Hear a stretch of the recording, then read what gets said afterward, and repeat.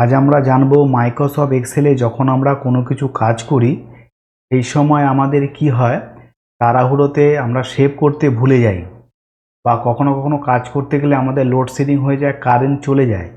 এই সময় আমাদের পুরো কাজটি বৃথা হয়ে যায়, তো আমরা সেভ করতে ভুলে যাই।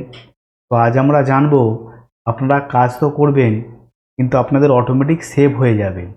তো সেই অপশানটি আজকে আমরা দেখে নিই। যদি আপনারা সেভ করতে ভুলেনও যান কোনো অসুবিধা নেই, আপনি অটোমেটিক সেভ জায়গা থেকে আপনি ঠিক জিনিসটিকে রিকভারি করে নিতে পারবেন। তো সেটার জন্য কি করতে হবে, ফাইলে যাবেন, ওখান থেকে মোড অপশানে ক্লিক করবেন। মোড অপশান থেকে এখানে অপশান যে বাটন আছে অপশান বাটনে ক্লিক করবেন।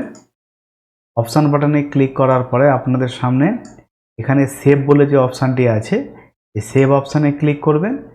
সেভ অপশানে ক্লিক করার পর এখানে দেখবেন save auto recover information every বলে যে অপশানে টিক করা আছে, এটাতে টিক থাকবে।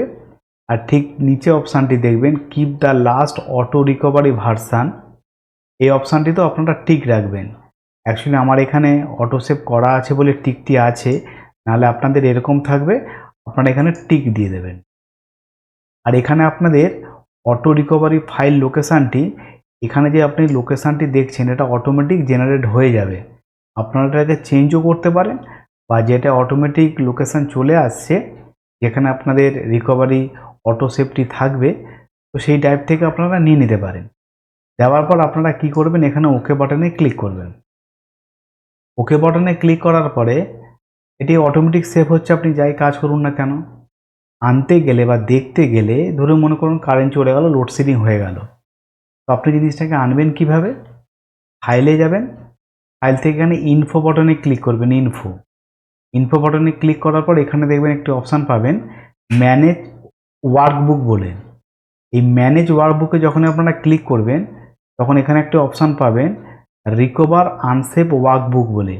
এই রিকভার আনসেভ ওয়ার্কবুকে যখনই আপনারা ক্লিক করবেন আপনাদের যা যা ওয়ার্কবুকগুলো সেভ হয়ে আছে সব কিছু আপনাদের সামনে দেখাবে।